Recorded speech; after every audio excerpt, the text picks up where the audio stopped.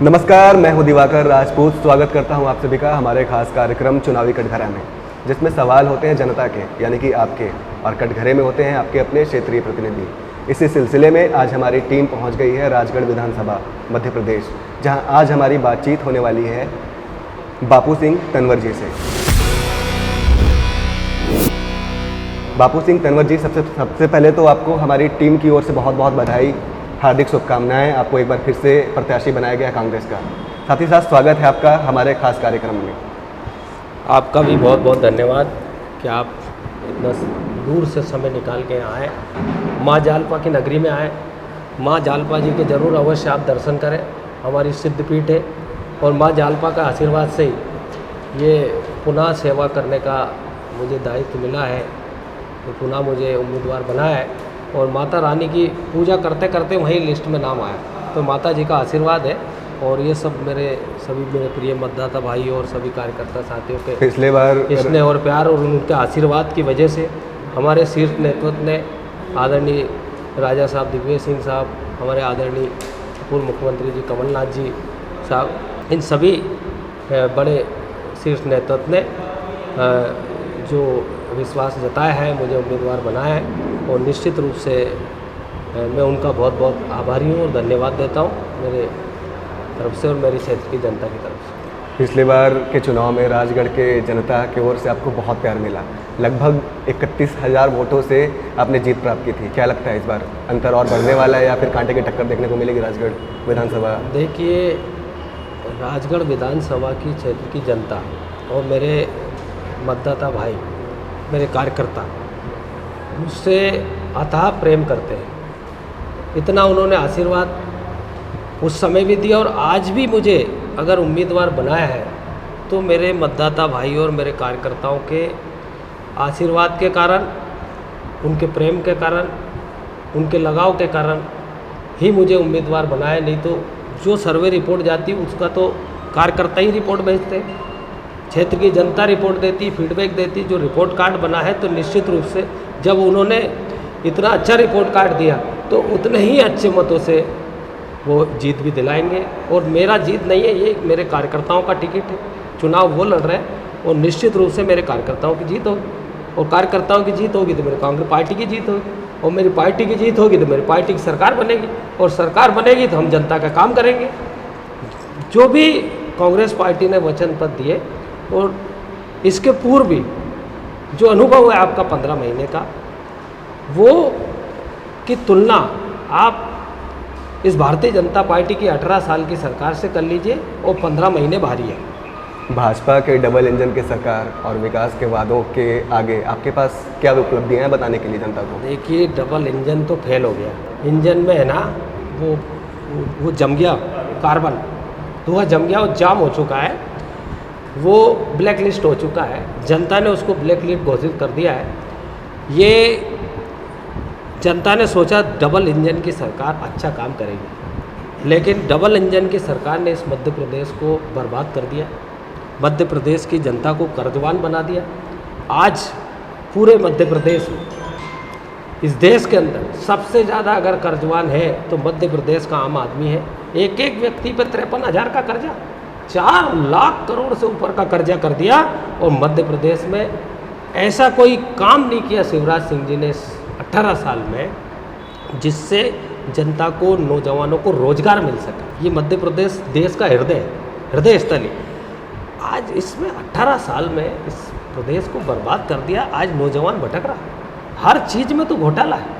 आप पटवारी भर्ती देख लीजिए, आज शिक्षक भर्ती देख लीजिए, व्यापम घोटाला देख लीजिए, सैनिक भर्ती, आरक्षक भर्ती, चपरासी की भर्ती, यानी आउटसोर्स में भी घोटाला। हर तरफ इस प्रदेश को लूटने का अगर काम किया है तो ये मध्य प्रदेश में शिवराज सरकार ने किया।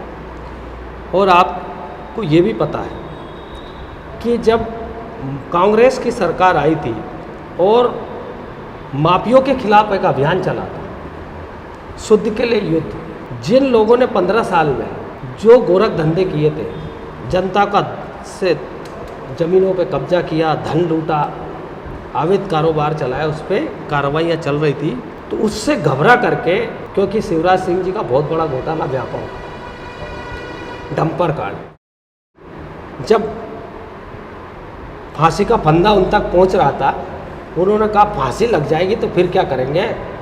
जो हजारों करोड़ रुपए उन्होंने काला धन इकट्ठा किया था, वो धन लगा करके सरकार गिराने का काम किया।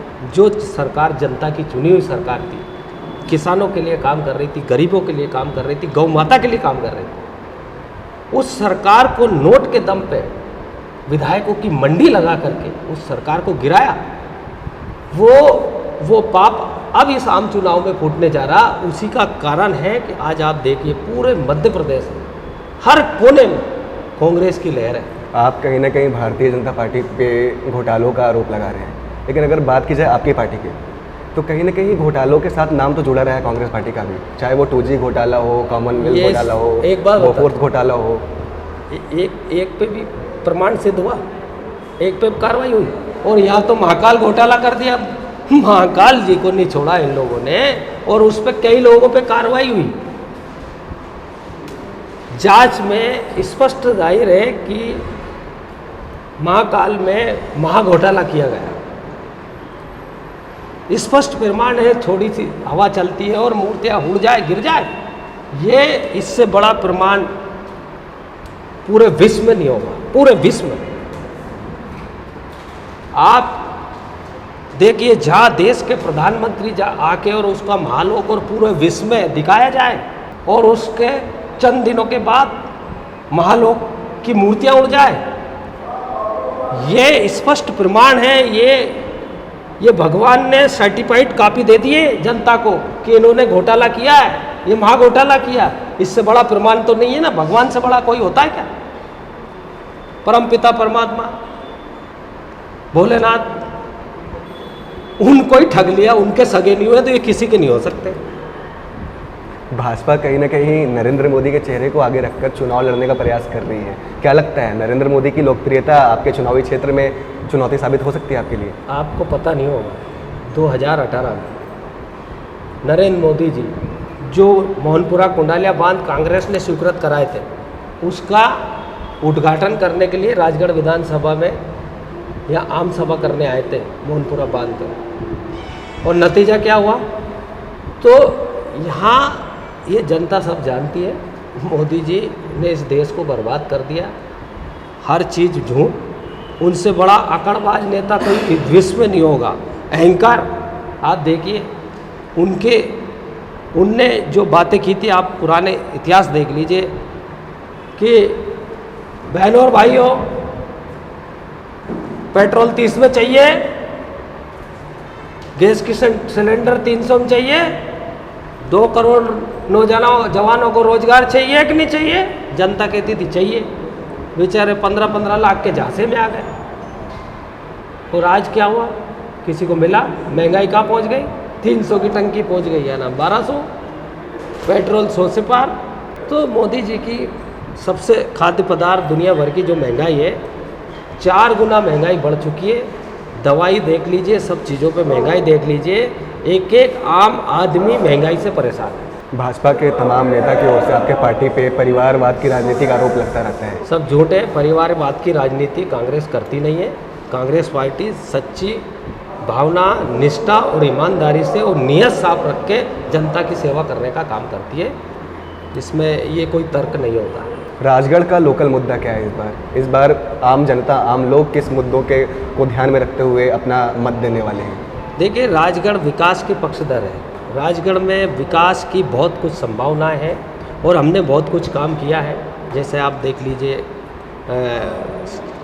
स्वास्थ्य के क्षेत्र में मेडिकल कॉलेज स्वीकृत कराया, मॉडल कॉलेज, उच्च शिक्षा, व्यावसायिक महाविद्यालय, जिला अस्पताल का पूरा कायाकल्प कर रहे हैं, नए भवन बना रहे हैं।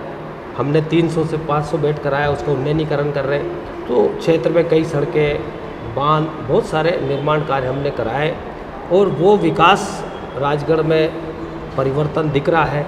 राजगढ़ में डेवलपमेंट हो रहा है और राजगढ़ विकास के पक्षधर है। और जो विकास हमने किया है और जो नहीं हो पाया है वो अब हमें पूरा करना है। उस प्राथमिकता के साथ राजगढ़ हमारे साथ खड़ा है। मतलब आप मानते हैं कि कुछ चीज़ें अभी भी बाकी हैं जिसे अमल में बाकी- लाने की ज़रूरत है? बाकी है, अभी हमें बाईपास बनाना राजगढ़ बहुत बड़ी प्राथमिकता है। शहर में आए दिन दुर्घटना होती, भारी वाहन प्रवेश करते हैं, वो बाईपास बनाना।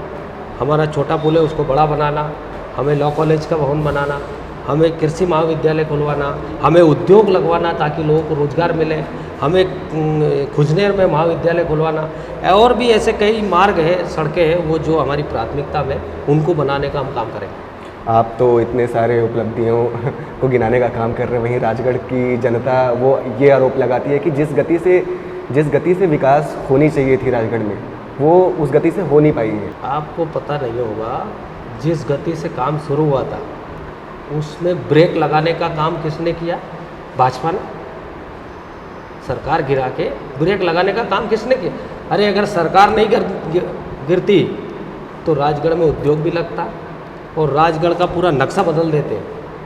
जो व्यक्ति 5 साल पहले आया और 5 साल बाद आता, देखते कि ये राजगढ़ वही है क्या जिसमें हम 5 साल पहले आए थे। उस विचारधारा से हम काम करने की शुरुआत की थी और फिर भी किया हमने तो वो काम किया जो कोई कर नहीं सकता। मुख्यमंत्री को बुलाकर मेडिकल कॉलेज का भूमि पूजन करा और उस मंच पर हमने कहा कि भाई हमें कुछ मांगना है, तो भाजपा के सांसद और प्रभारी मंत्री दोनों तरफ झूम गए, बोलने नहीं दे रहे थे। पर हमने मांग रखी और हमने ये कहा कि आप में दम नहीं कि आप कुछ मांग सको। जब आप मांग नहीं सकते तो आप हमें रोक काहे को रहे बोलने के लिए? बोलने देना नहीं चाहते और मांगते हैं नहीं। देश के प्रधानमंत्री जी आए थे, एक फूटी कोड़ी इस राजगढ़ जिले को नहीं मिली, जबकि मोहनपुरा कुंडालिया बांध बना, उसमें 35,000 लोग प्रभावित हुए। क्या उन्हें रोजगार की आवश्यकता नहीं है? जिनका घर बार जमीन डूब गया, उनको ज़रूरत नहीं है, लेकिन उनको तो केवल हाँ हमने ये कर दिया, बाकी जनता जाए बाहर में। जनता की उनको चिंता नहीं है। जनता की अगर चिंता होती तो मोदी जी आए थे तो 50,000 करोड़ का उद्योग लगवा जाते।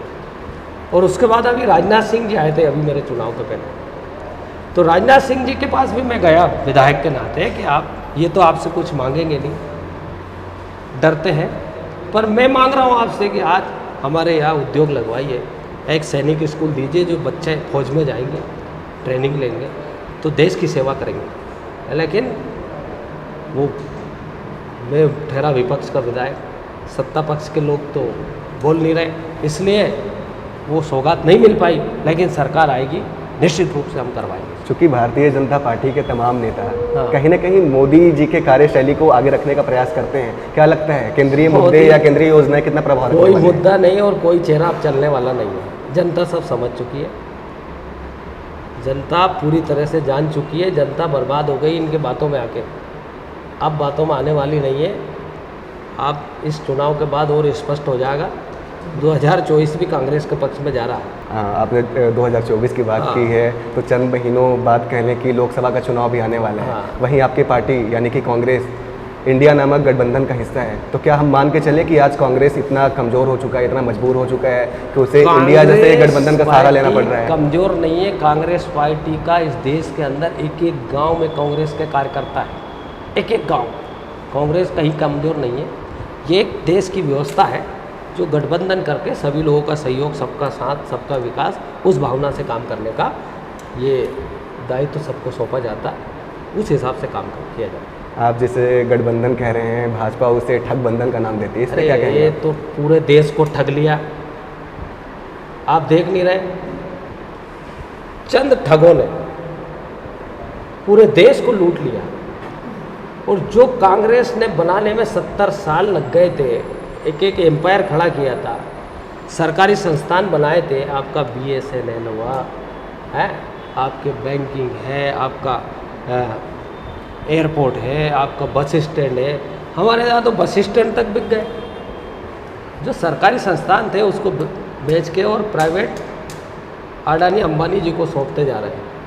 अब आपका देखिए, अगर ये जियो का फ़ोन, पहले तो कहा जियो फ्री, इसमें कितने ठगे जनता को, सबको लॉलीपॉप दे फ्री, लोगों ने सबने सिम खरीद ली। फिर इसके बाद उन्होंने कि टपअप कराना आवश्यक है, टपअप भी करा लिया, फंस गए, नंबर तो बढ़ गए। उसके बाद इस बीच में BSNL और जो अन्य कंपनियां थी उनको धराशायी कर दिया। आदमी को मजबूर हो गया है, आदमी मजबूर हो गया है कि अब जियो के अलावा कोई विकल्प ही नहीं है। तो जो 300 का रिचार्ज आता था बढ़ते बढ़ते आज 750 का हो गया। तो ये ठगनी है तो क्या है? ये बहुत बड़े चाणक्य है, बिजनेसमैन है और पूरा उनका इस देश को बिजनेस के हिसाब से देश को चलाया जा रहा।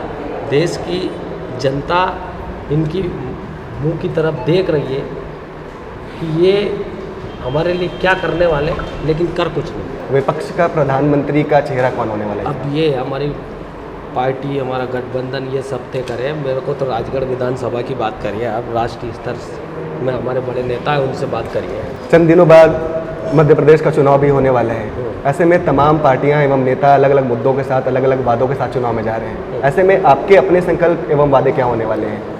मैंने कहा ना, मुझे मेरे क्षेत्र में समग्र विकास करना है, मुझे उद्योग लगवाना है, मुझे बाईपास बनाना है, मुझे एक VIP रोड बनाना है, पुल बनाना है, चौपाटी बनाना है,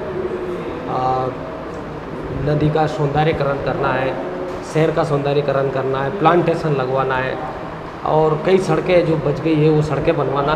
बहुत सारे जो काम है वो काम हमारी प्राथमिकता में और वो पूरी मुस्तैदी के साथ हम करेंगे। हमारे चैनल के माध्यम से अगर आप जनता से कुछ अपील करना चाहें तो वो क्या होगी? आपका चैनल के माध्यम से यही मेरी प्रार्थना है कि आप सब कांग्रेस को वोट दीजिए, कांग्रेस का साथ दीजिए और मध्य प्रदेश में किसानों के हित में जो हमारा कांग्रेस पार्टी का जो वचन पत्र है इस प्रदेश की जनता के नाम, वो स्पष्ट है और निश्चित रूप से कांग्रेस पार्टी की सरकार आएगी तो पूर्व में भी वचन निभाया और आगे भी वचन निभाएंगे। और जनता से यही प्रार्थना है कि पूरे मध्य प्रदेश में कांग्रेस की लहर है। आप भी आइए और कमलनाथ जी की सरकार बनाइए, कांग्रेस की सरकार बनाइए। हम सब मिल कर के स्वर्णिम मध्य प्रदेश और एक नया रूप, नवाचार देखेंगे मध्य प्रदेश में कि किस प्रकार से बेहतर काम कर सकते हैं। तो ये थे हमारे साथ बाबू सिंह तंवर जी। वर्तमान में ये राजगढ़ के विधायक हैं और साथ ही साथ कांग्रेस ने एक बार फिर से इन्हें मौका दिया है, अपना प्रत्याशी घोषित किया है। तो ऐसे ही अलग अलग चेहरों से, अलग अलग प्रतिनिधि से आपकी मुलाकात करवाते रहेंगे, आपकी बातचीत करवाते रहेंगे और आपके सवालों को आपके प्रतिनिधि तक पहुँचाने का काम करते रहेंगे। देखते रहिए हमारा चैनल न्यूज़ नेट।